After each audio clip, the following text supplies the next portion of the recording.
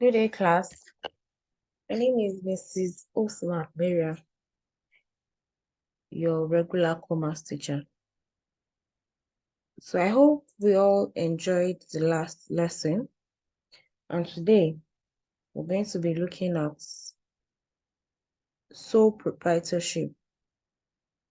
Sole proprietorship. And when we hear the word sole proprietorship, what does it mean to us? Sole proprietorship is actually seen as a one-man business. And a sole proprietorship is actually that type of business that is owned, controlled, managed, financed by just one person, by an individual, with the primary aim of maximizing profits. A sole proprietor goes into a business with the sole aim of making profits. Sometimes we refer to this kind of business as a one-man business, and it is actually one of the most common type and oldest type of business organization we have all over. So we have examples of sole proprietorship. So under the sole proprietorship, it is actually categorized under three different umbrellas. We have the primary industries, secondary industries, and of course, tertiary industries. So the sole proprietorship business under the primary industries include farming, fishing, mining, and many others. So for secondary industries, we have small scale manufacturing, we have printing, we have press, etc. For tertiary industries, we have occupations like lawyers, doctors, tailors, barbers, like we have here. We have our hairdresser here trying to help a lady make her hair. So, what are the features of sole proprietorship? One, we have the ownership. The ownership of a sole proprietorship is actually owned and controlled by just one person. Just one individual is in charge of the business. So when we talk of the objectives, the major objective and primary objective of the business is to maximize profits. So sources of capital for sole proprietorship business is actually the sole proprietor is the one who sources for capital. The sole proprietor is the one who sources for capital to fund the business. So talking about the liability is unlimited. Then legal entity, wow, the business is actually separated from the owner. So management, the sole proprietor is the one who is in charge of the everyday affairs of the business. Then the lifespan is actually determined by the sole proprietor. Sources of capital for sole proprietorship. What ways can a proprietor raise capital for his or her business? What are the ways? Number one, we have personal savings. Personal saving for this person here, trying to save up to start a business. Number two, we have loan from friends and family. There are times that you go to your friends and family to loan you so that you can start up a business. We have trade credits. You go to people who are involved or who are producing those goods and you collect the goods from them on credit. Once you sell, you return their money back to them. We have loan and overdraft from banks. Yes, at times that we go to the bank with the use of collateral, banks will give you loans that you can use to start up your business. Even when you have an account with them and you have some money in the bank account, you can apply for overdraft. Then we have grants and loans from the government. Yes, there are times that the government gives us grants. They allow us to apply for grants that we want to start a business. Then they give to us. So what are the advantages of sole proprietorship?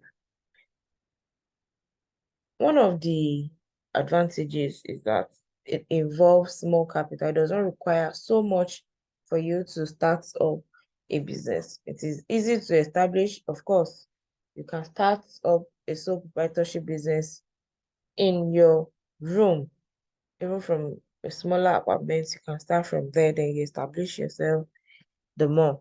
Then talking about quick decision, yes, you are the only one. You do not need to consult or wait for some people to decide for you. You are the one who is in charge of decision. You make any decision that suits you. Look at this picture of a woman who is trying to take decision. This woman is actually trying, a young lady who is trying to take a decision on which path to follow. Is it to take the right? Is it to take the left? Or I go center?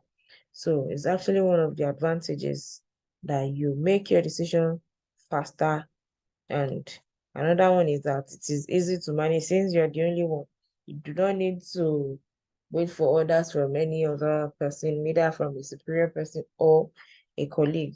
So one of the beautiful or the most important advantage of a sole proprietorship business is that all the profits you make from this business belongs to you. You do not need to share with anybody aside yourself. You might want to share with people. Maybe you're a philanthropist and all that, but the share of the profit belongs to you. So it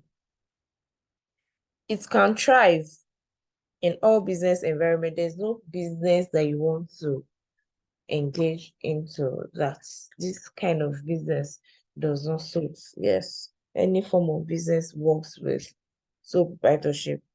And lastly, one of the advantages is that there is privacy in conducting business affairs. Yes, you do not need to broadcast your ideas. You can actually conceive ideas and make use of them without second or third party knowing. So what are the disadvantages of sole proprietorship business? Look at this man here.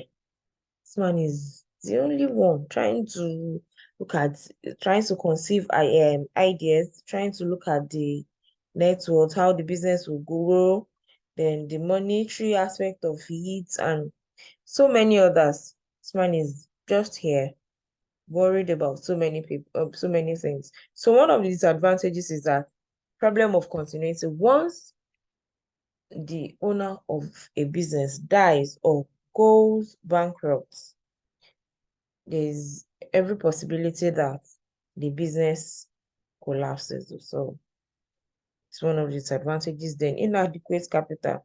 Then if you don't have enough money or capital suitable to start your kind of business, might be a challenge as well.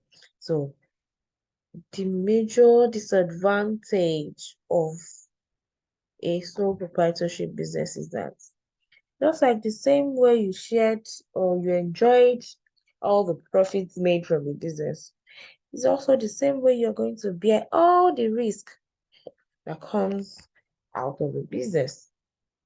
So it has unlimited liability, yes. The liability is unlimited. Then it is not a separate legal entity. Yes, I mentioned earlier under the features of sole proprietorship. It is not a separate legal entity. So it lacks specialization. You are all jack of trade. you're the one who is a manager, you are the one who is a sales rep, you are taking all responsibilities involved in running a business. So it actually makes you not to specialize in one particular field or area. Then, what are the reasons for the continued existence of small-scale business units? When we have small capital requirement, yeah, it requires small capital. Then it is easy to establish, provision of incentive for hard work, they enjoyed customer loyalty, then the ability to change policies, yes, low level of risk, yeah, then availability of goods in remote areas. I hope you enjoyed our lesson today, and of course, I remain your Komasicha, Mrs. Osman Mariam, and we'll see you again in the next lesson. Thank you and bye for now.